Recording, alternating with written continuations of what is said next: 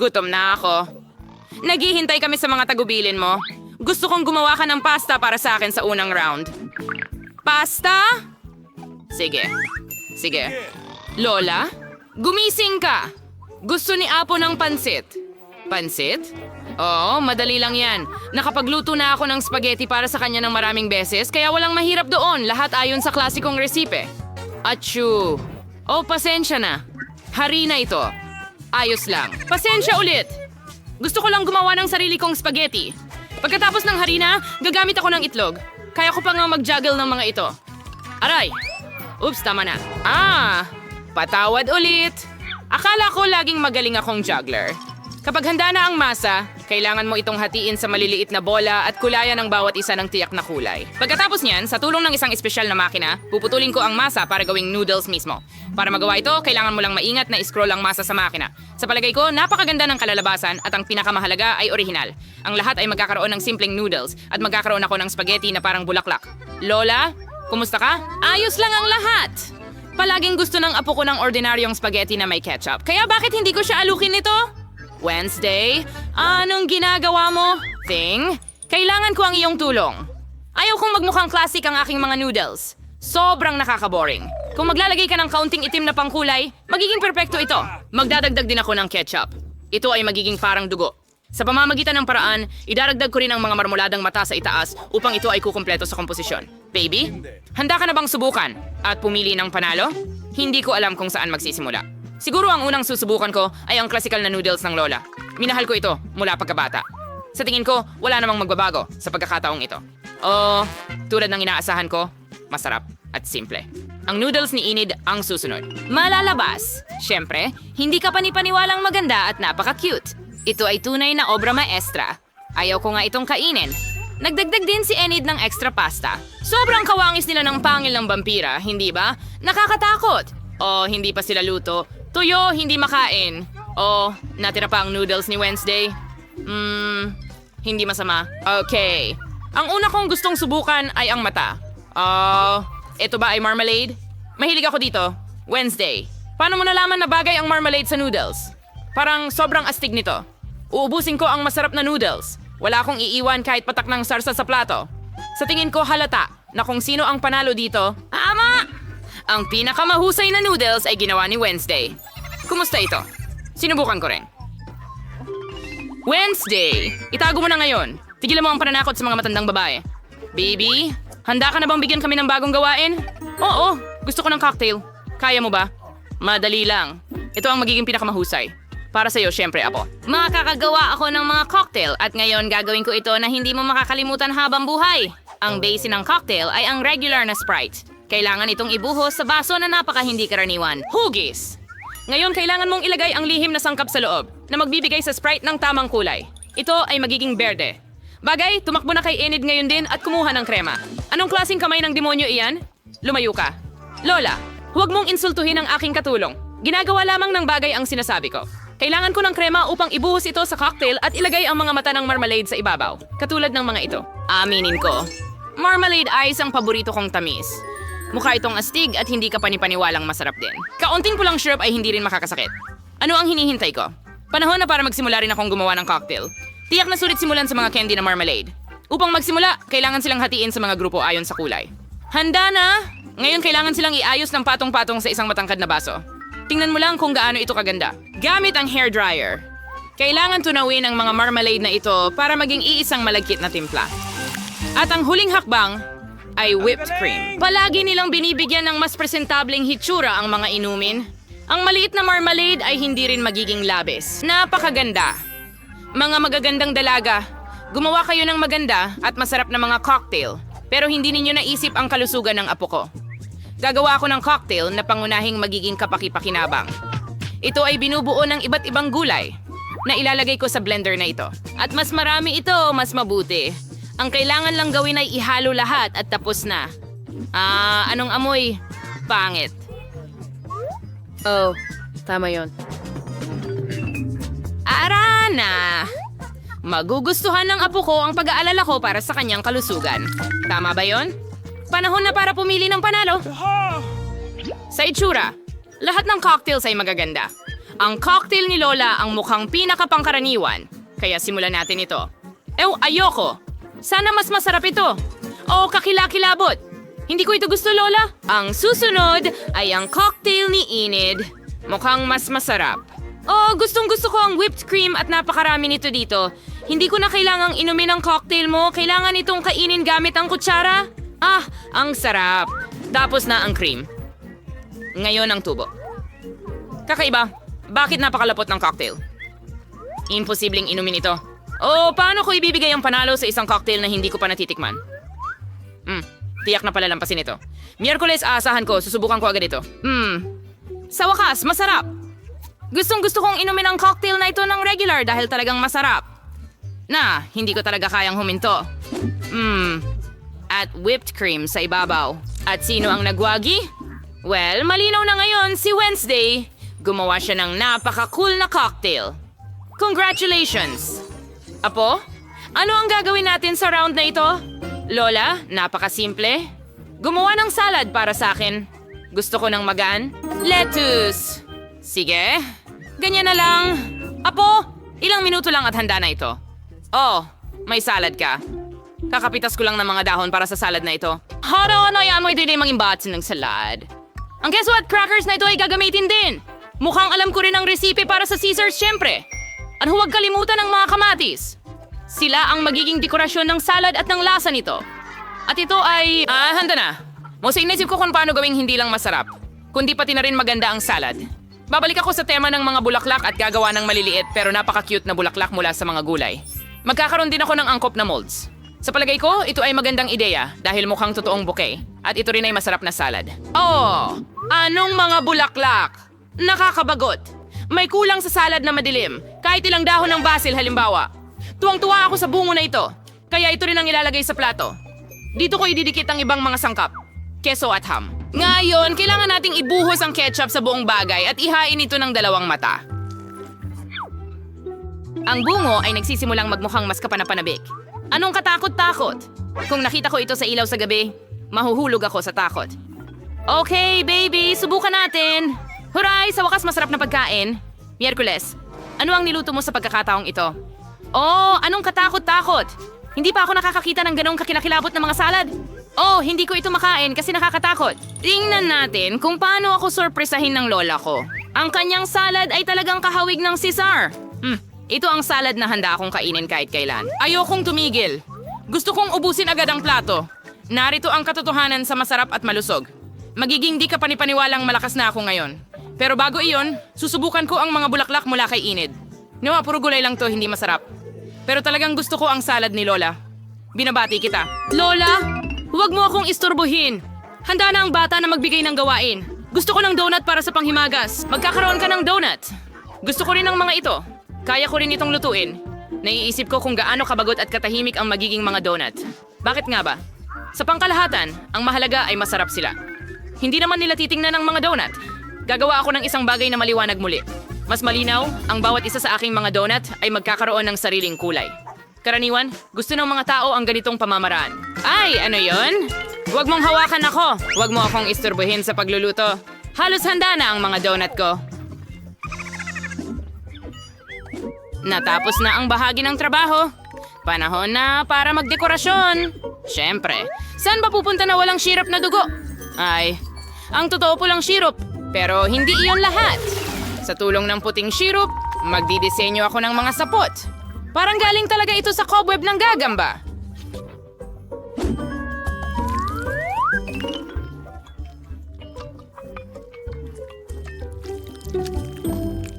Zing, kailangan ko ng Nutella. Dalhin mo sa akin.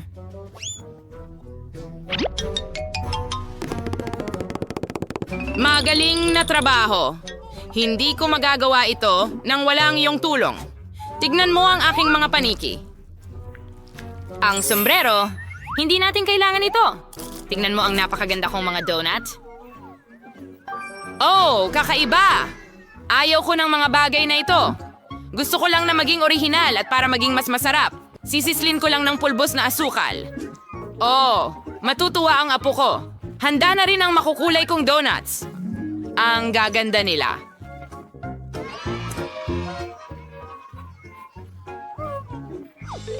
Maaari ka pang gumawa ng mga litrato kasama ang mga ito.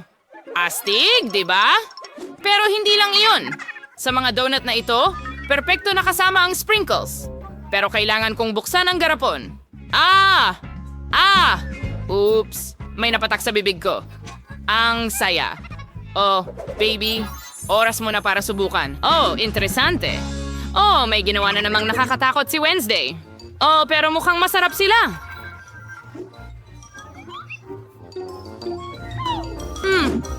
Hindi masama. Pero sa totoo lang, inaasahan ko pang higit. Oh, ang susunod ay ang mga donut ni Lola. Bago kainin ang mga ito, gusto kong gumawa ng malaking tore. Magiging mas maginhawa kainin ang mga ito ng ganon. Ordinaryong donuts lang. Walang espesyal. Well, tingnan natin kung ano ang ginawa ni Enid.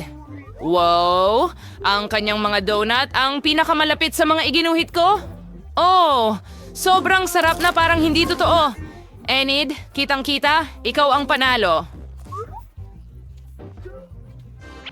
Sir, paano kita matutulungan? Ang ganda naman niya. Okay, sarap ng araw na ito. Ang ganda ko at single. Hello mga boys! Alam mo, wala na akong sakit.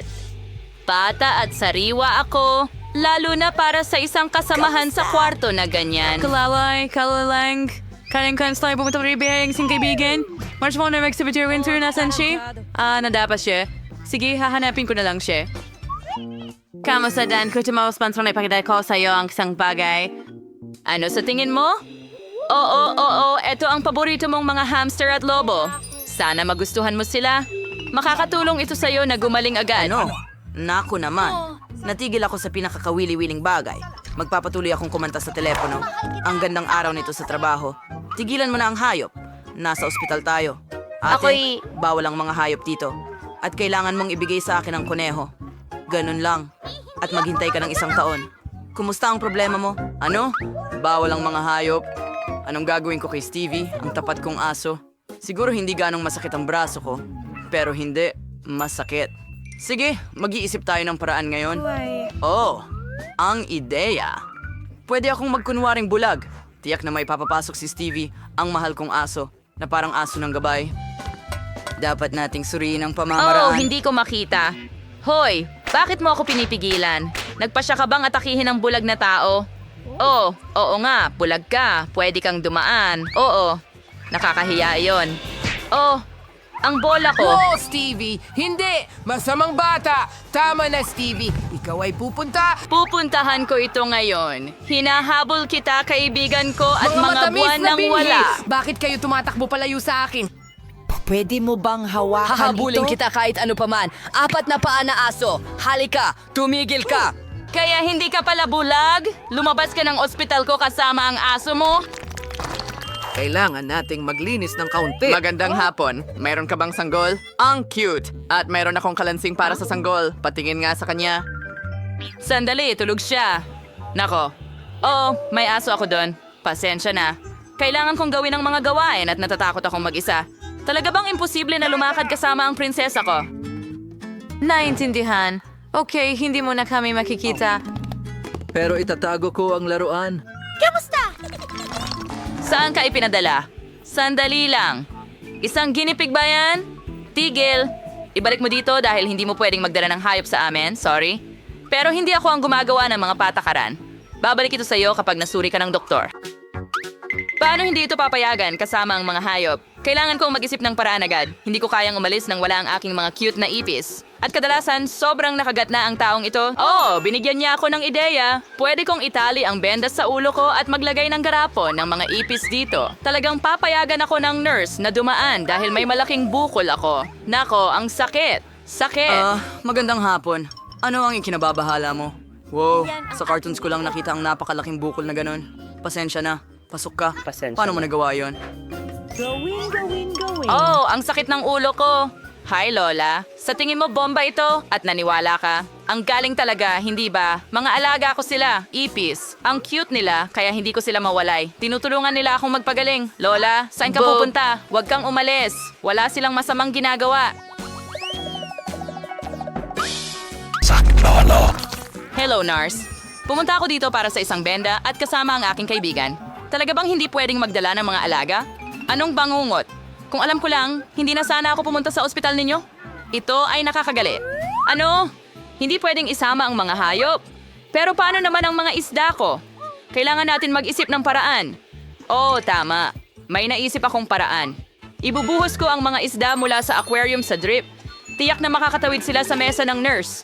Gagawin nating parang may nakasaksak na IV sa akin. Magaling! Kailangan kong suriin ang aking paraan. Tara na. Oh, kumusta? Ang sakit ko. Maaari nga. Nakakatakot. Dapat pumunta ka na sa ward. Hi, Lolo. Ako ang bago mong kasama sa kwarto at nagawa kong maipuslit ang isda ko. Kaya ililipat kita sa mas pamilyar na Nako, lugar. ang ubo na ito ay talagang istorbo sa akin. Kailangan kong uminom ng tubig. Hoy, anong nangyari sa tubig na ito? Nako, iinumin ko ba talaga ito? Nako, nakakatakot. Iyo ba ito? Hindi ka pwedeng magdala ng mga hayop dito. Nakakadire. Oh, Diyos ko. Ano ito? Paano mo ito nadala sa ospital? Siguradong may kulang ka sa klinika na yon. Sa ibang kalye. At ito'y para sa mga tao. Kailangan kong mag-isip ng paraan. Hindi ko maiwasang dalhin ang aking pulang Mia. Oh, ang ideya. Matalino ka, hindi ba? Sige, pumunta tayo sa bentilasyon papunta sa aking silid, gaya ng isang tunay na espiya. Hi. Wala akong mga hayop, sa totoo lang. Paano ang takip? Ano ang ginagawa mo? Paano ang bag mo? Keso? Anong ibig mong sabihin, keso? May butas, parang ang weird na kinakain mo ito. Okay, walang mga hayop na pwedeng madaanan mo. Kamusta? Ako ang bago mong kasama sa bahay. Medyo hinaan mo lang. Kailangan kong makipagkita sa isang kaibigan. Mia, may keso dito para sa'yo. Pumunta ka sa keso. Ang talino mo, nakalakad ka mag-isa at nakatakbo ka pa sa kwarto ko. Galing. Okay. Ang mga kamay na ito ay Matatapos na ang shift, sir. Hindi pwede ang mga hayop sa amin, pero... hamster. Sumusuko tayo o iiwan ng ospital?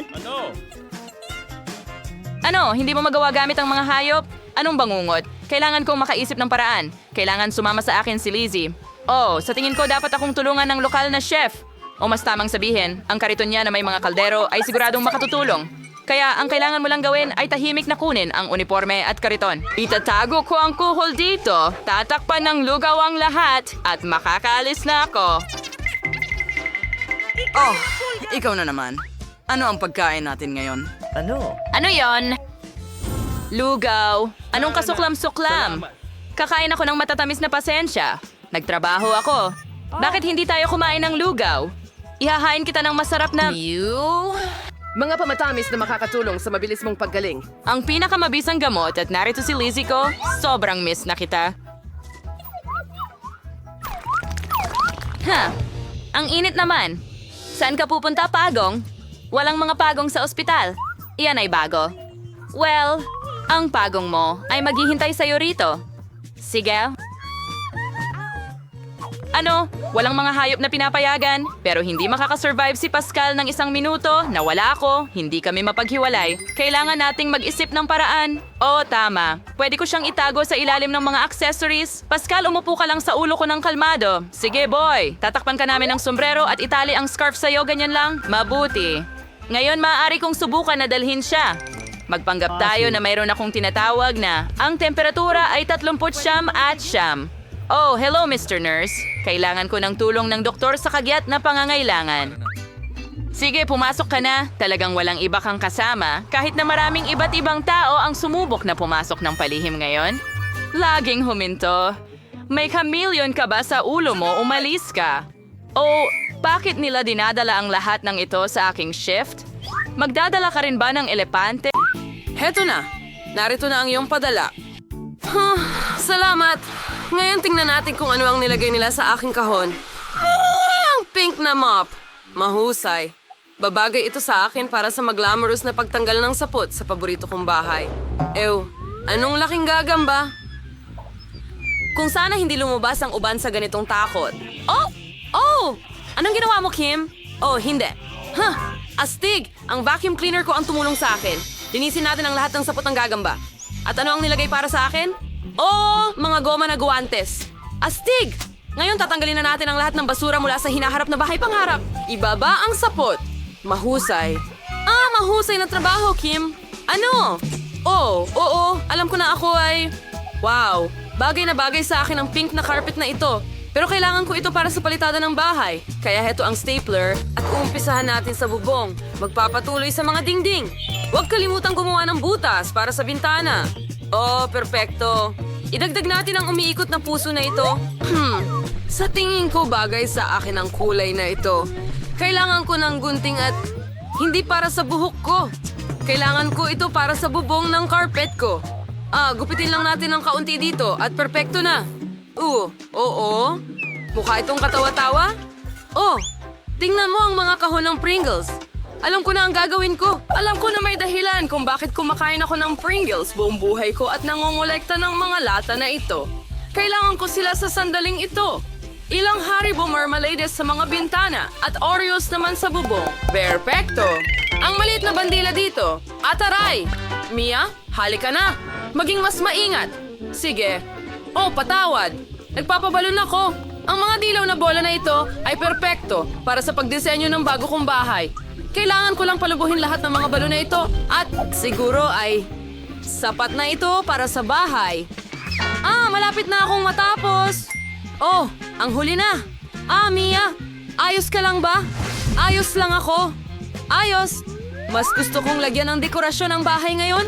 Magsimula tayo sa ibaba at umakyat pataas. Ang mga dilaw na bola na ito ay nagpapalala sa akin ng mahahabang sausage.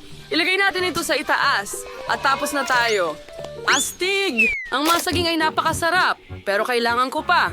Sige, maghukay ng butas. Ilagay ang balat ng saging sa loob.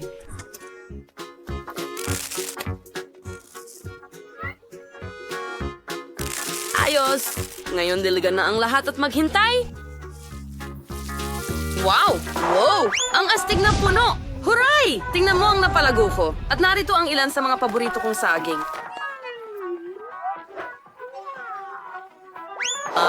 Dito ako tiyak na magpapaaraw. Perpekto. Ngayon makakapagpahinga na ako. Oh, mga saging! Sa tingin ko hindi mamasamain ang kapitbahay kung kumuha ako ng dalawa. Ha? Anong ginagawa mo dito, Dan? Hindi. Mga saging ko to. Sige.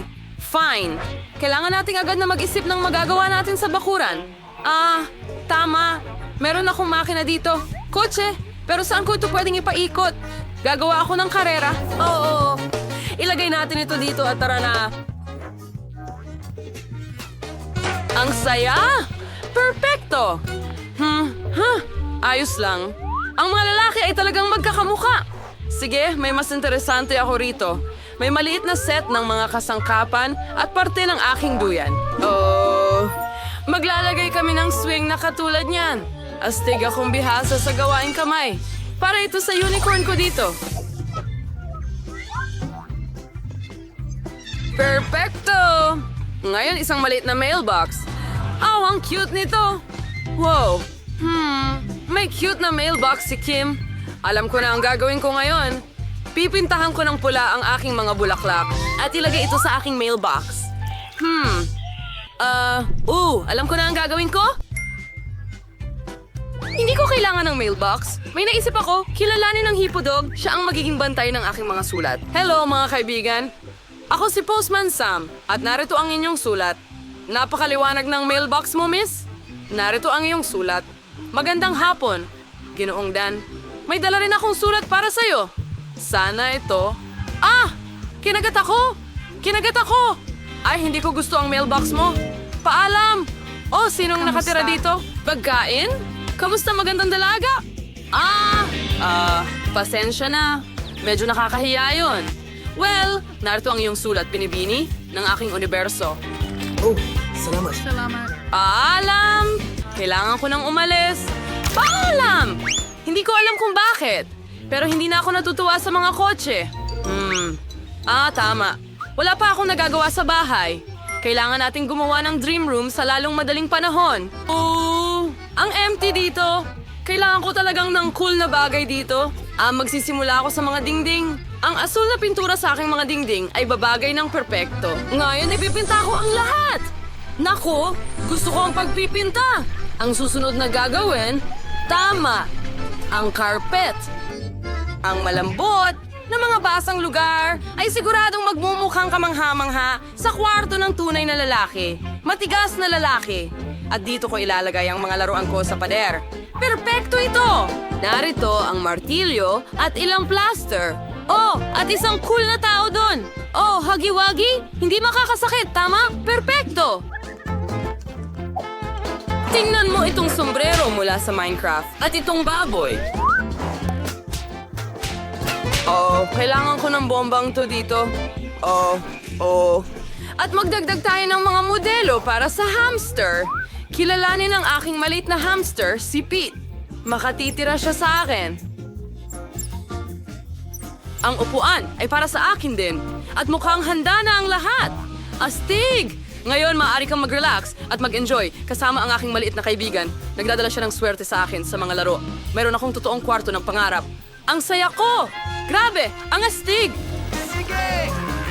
Oh, gusto ko rin ayusin ang kwarto ko. Pero hindi tulad ng kay Dan, syempre. Una, aayusin ko ang manicure ko. Oh, ang mga pink na kuko na yan ay magpapabaliw sa lahat. Uy, bakit ang puting-puti ng mga pader? Hindi pwede yan.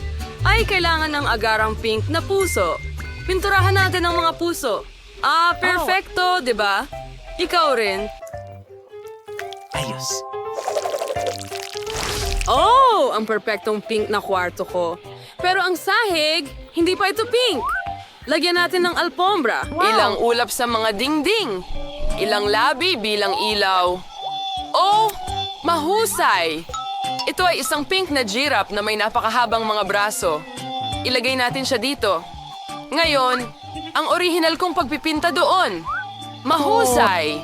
Ang mesa na ito ay magiging maganda dito. Wala akong mapaglagyan ng mga gamit ko. Tama ba? Kailangan ko pa ng iba. At narito ang isang magandang mesa na may salamin para maging maganda ako araw-araw. Oh, kailangan bang i-update ang makeup, tama? Napakaganda ko! Ang buhok ko ang pinakalambot at ang magandang pabango ang susi sa tagumpay. Tingnan mo ang kwarto ko. Perpekto. At narito ang pusa ko, ang pinakamagandang pusa kailanman. Sige. Ang mga puting pader na ito ay nagpapalungkot sa akin. Kailangan nating ayusin ang lahat ng maagap. Mayroon na akong magandang ideya. Upang magsimula, pipinturahan natin ang mga pader ng dilaw upang ito'y maging mas maliwanag at positibo. Ibuho ang pintura at dalhin ito gamit ang roller. Gustong-gusto kong magpinta ng pader. Ngayon, iguguhit ko ang araw. Itingnan mo, ang dali lang! Ilang sinag nito, ganyan lamang?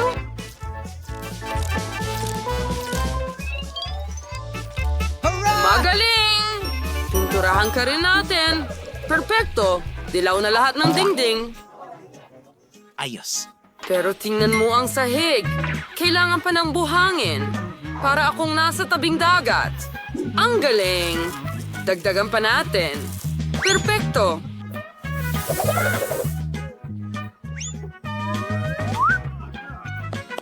Ngayon, kailangan ko ng mga cool na poster dito at doon.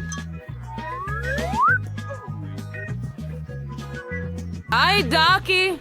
Oh, tingnan mo ang mesa na ito. Ilalagay ko dito lahat ng aking dilaw na laruan. Oh, ang lambot at ganda. Dito mismo. Ngayon, kakailanganin ko ng mesa. Woohoo! At magiging dilaw din ito. Oh, tingnan mo ang bagay na ito. Pakiramdam ko parang nasa beach na ako.